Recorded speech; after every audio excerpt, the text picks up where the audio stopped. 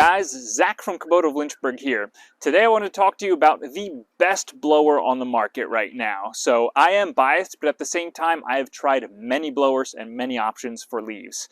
As many of you guys know, that leaves are not easy to get up. You've got leaf vacs, you've got backpack blowers, you've got other blowers, you've got mulching kits, and you can burn them, do all sorts of things with leaves, but there is no good option.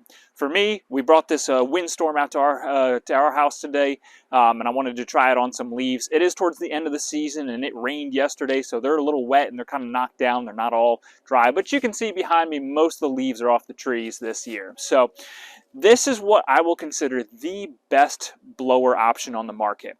A couple weeks ago, I had a Ventrac out here with a turbine blower on the front. That was a lot of fun, but it's so unmaneuverable. So it's 14 foot long with the turbine blower on the front, and it's difficult to back in and out of areas. I've got a lot of trees on my property and tight areas to get into, and it was difficult to move around. Now, I had a ton of power to it, but very unmaneuverable. I've used backpack blowers and handheld blowers. I've used other kinds of blowers, the walk behind billy goats and everything like that. I've used the SCAG walk behind blowers. Again, each has their purpose, each has their area, but as far as biggest, baddest, best, and most maneuverable and easy to use in the market, I think SCAG has that market kind of narrowed down. So this is the SCAG Windstorm. It's got a 37 horsepower Vanguard fuel-injected engine on it, so tons of power going to it. Out of this blower nozzle on the front, you have 6,000 all the way up to potentially 7,500 CFM. So tons of blowing force, as you guys will see here in a couple of minutes. And the really nice thing as well that you'll see in a minute is how adjustable this nozzle is. So as you're driving, you can rotate 180 degrees, up, down, swivel, and everything like that. So you don't have to come back and do multiple passes in one area. Of course, it's built on the platform of the SCAG V-Ride, so it is very tight, it is very maneuverable, it's very easy to use and move around.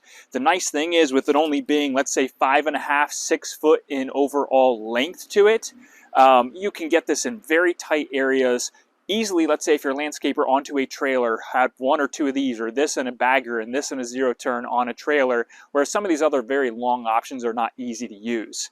So basically, the other option is going to be, if you come around and look at the back, it's very comfortable. The really nice thing is with the SCAG stand-ons, you have this wide, very comfortable pad on the back. So when you're standing here and you're going over this rough terrain, you do have this comfortable pad. You also have the suspension platform here that when you get on it, you have springs and everything underneath it. Very easy, very comfortable to use. Has the large fuel tank on the side. And if you loosen these knobs, this seat will actually pop right off, and you've got easy access to your transmission, to your housings, and keeping everything clean. Now, something I feel like isn't mentioned enough on the blower market is longevity. So if you get this solid steel, heavy-duty, high-horsepower machine, you're not using it 12 months out of the year in most cases. You're using it in fall time. You might be using it for grass cleanup or blow some rocks around, and you're not cutting with it. There's not a huge amount of moving parts to it. There's not much maintenance, and there's not much wear and tear.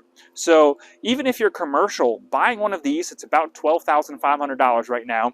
Buying one of these is going to last you many, many years. It is a one-time investment for years of use. So not many people do mention that. It is something that should be noted. So SCAG designed it really well to where your chute can rotate as you're driving. So you've got your handles here for forward and reverse. I've got the electronics turned on, but not the engine right now. But with your fingertips right here, you can control the swivel of your rotation. So if I want to blow that way, I can now do that. If I want to swing back and blow to you guys, I can do that.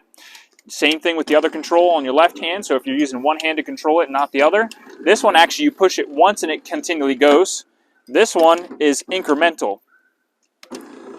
Pretty neat how they do that, so you don't have to kind of hold down the entire time. And then this lever right here is going to rotate up and down. Now this is mechanical, not electrical, to rotate it up and down and get that position towards the ground. So we're going to do a little pass here. We're going to go into some of the thicker leaves and just kind of see how it does. I'm going to throttle it all the way up and see how she runs.